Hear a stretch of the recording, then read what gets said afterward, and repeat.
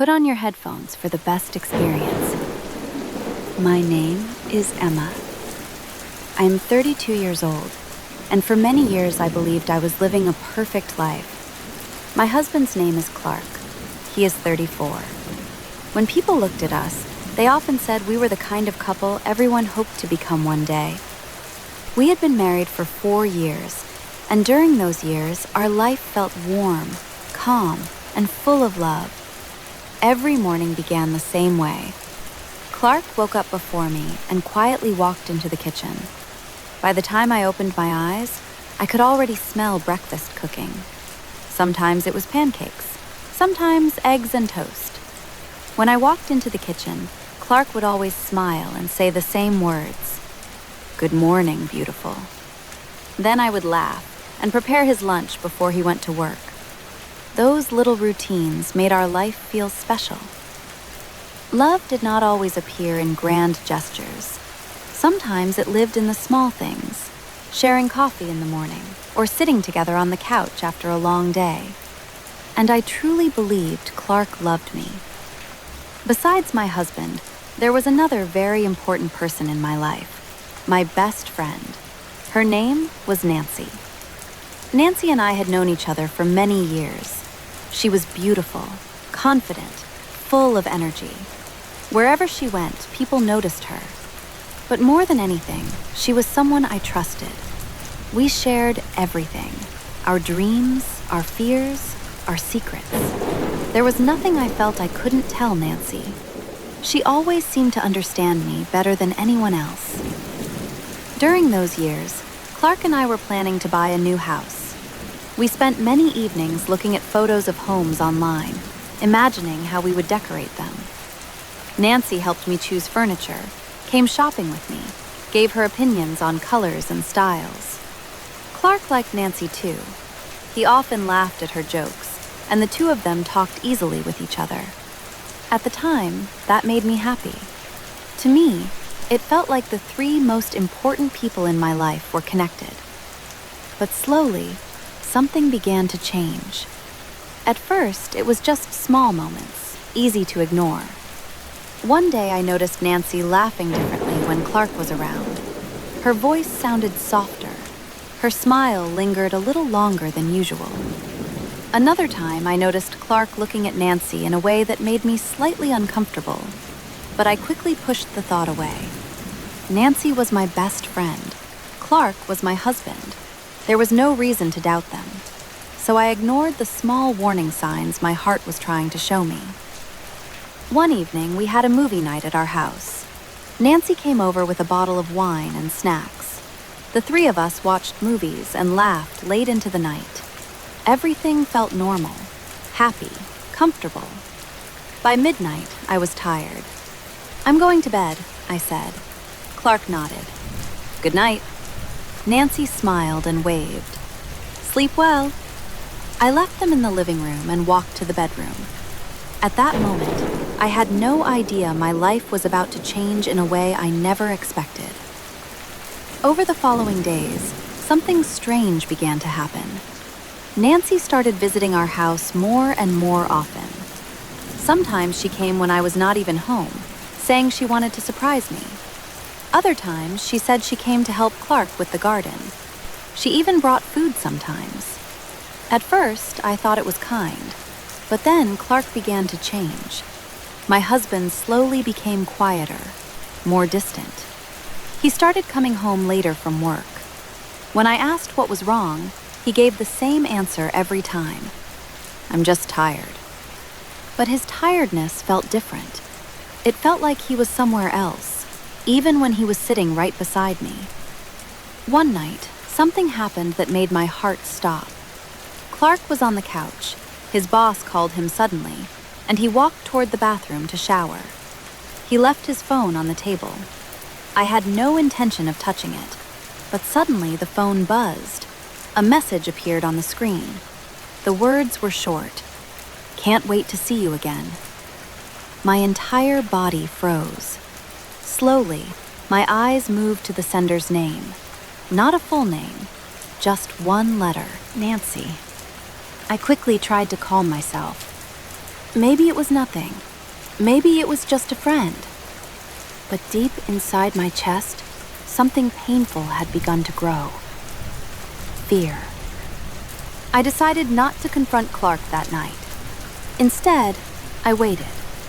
But the message stayed in my mind for days. Every time Clark left the house, I wondered where he was going. Every time Nancy visited, I noticed things I had never noticed before. How close they stood when they talked.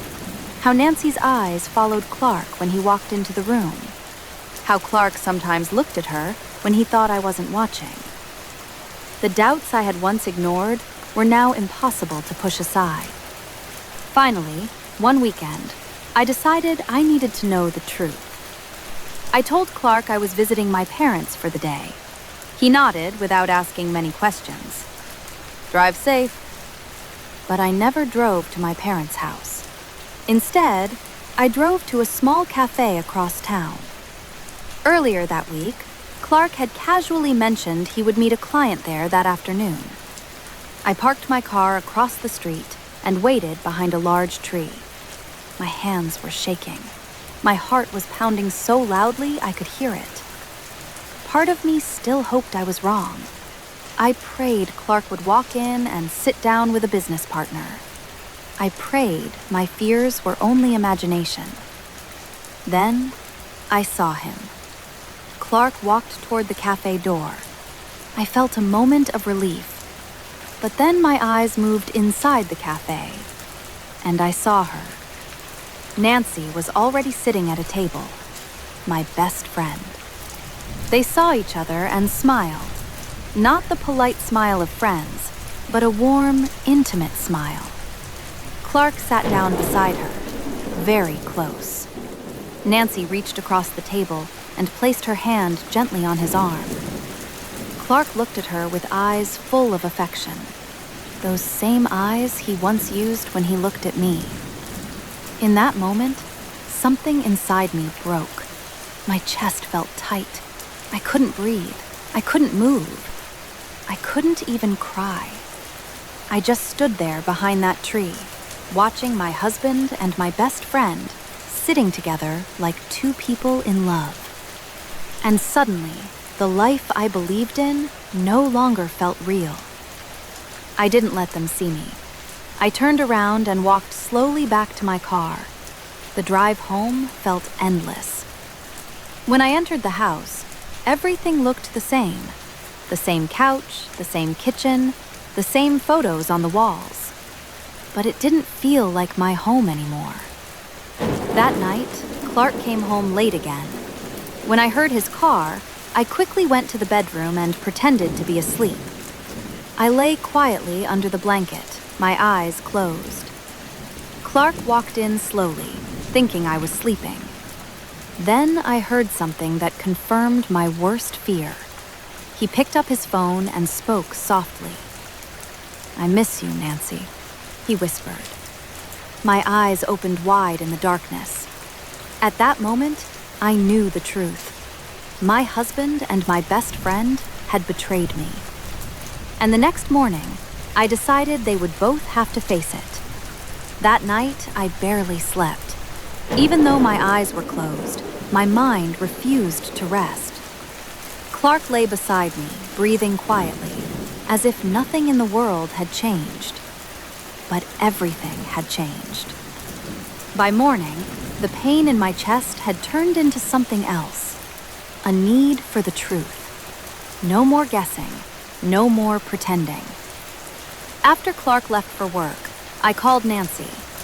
My voice sounded calm, even though inside, my heart felt shattered. "Hi, Nancy. Can you come over today? I need to talk to you." She agreed immediately.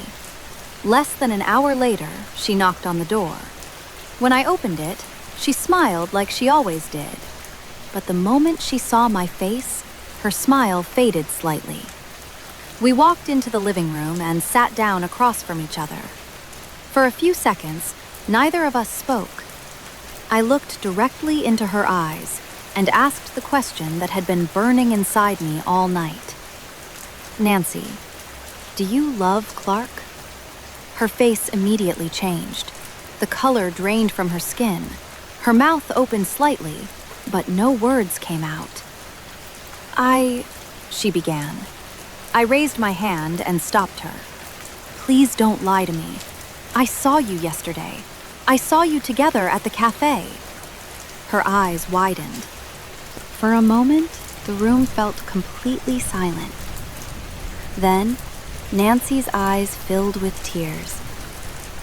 Emma, I'm so sorry, she whispered. My heart pounded painfully. It just happened. I never meant for this. But I love him. Those words felt like a knife in my heart. My best friend, the woman I trusted with every secret, and my husband, the man I had promised my life to, both gone in a single moment. Just then, the front door opened. Clark walked in. He stopped immediately when he saw Nancy and me sitting in the living room. The tension in the air was impossible to miss. "What's going on?" he asked slowly. I looked at him quietly. Nancy was just explaining everything. Clark looked at Nancy, then at me. "I can explain," he said quickly, but there was nothing left to explain. "You already did explain," I said. Clark's shoulders dropped.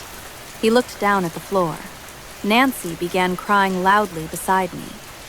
In that moment, something inside me became very clear. My marriage was over. The following days felt like living inside a fog.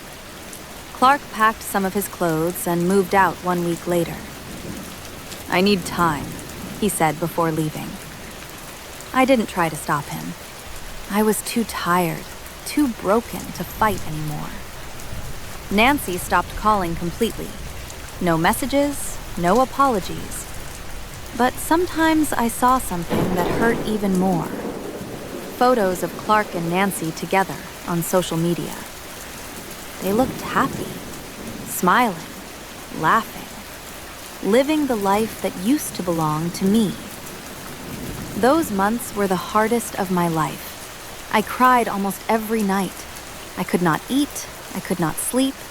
Eventually, I even stopped going to work at the fashion studio where I designed clothes. The pain felt too heavy. But one morning, something shifted. I stood in front of the mirror and looked at myself carefully. My eyes were red. My face looked pale and tired. And suddenly, I realized something important. If I stayed in this pain forever, I would lose myself completely. Clark and Nancy had already taken enough from me. They didn't deserve the rest of my life, too. So that morning, I made a decision. I would rebuild my life. And I would start with the only thing that had always truly belonged to me. My work, my designs, my dreams.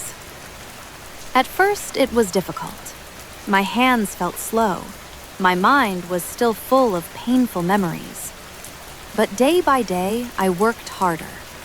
I began designing new clothes, experimenting with bold styles and fresh ideas.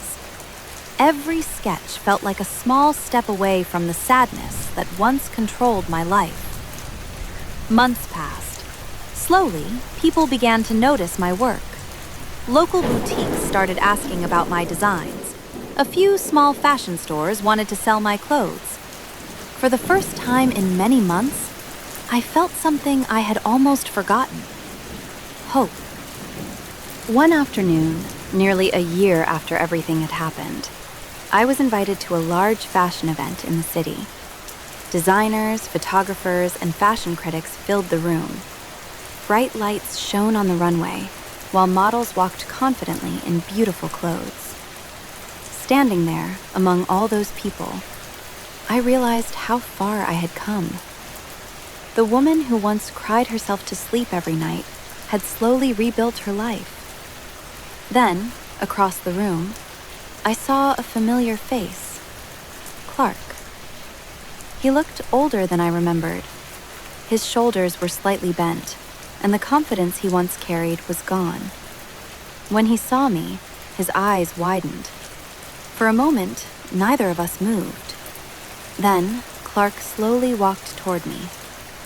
"Emma," he said quietly. I looked at him calmly. "Hello, Clark." He lowered his eyes. "Nancy left me," he said. The words surprised me, but they didn't hurt the way they once would have. "She found someone else," he continued. "I made a big mistake."